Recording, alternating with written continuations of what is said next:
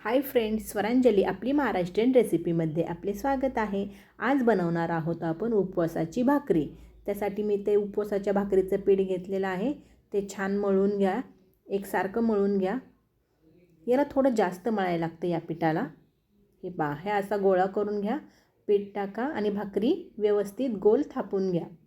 हे पहा, अशी वरती तव्यात टाकून घ्या। वरनं थोडंसं पाणी लावा भाकरी भाजण्यासाठी। हे पहा, असं पाणी लावून घ्या आणि त्याला पलटी करा। तोपर्यंत आपण दुसरी भाकरीही थापून घेऊया। हे पहा, वरची भाकरी भाजली का काय ते बघून घ्या।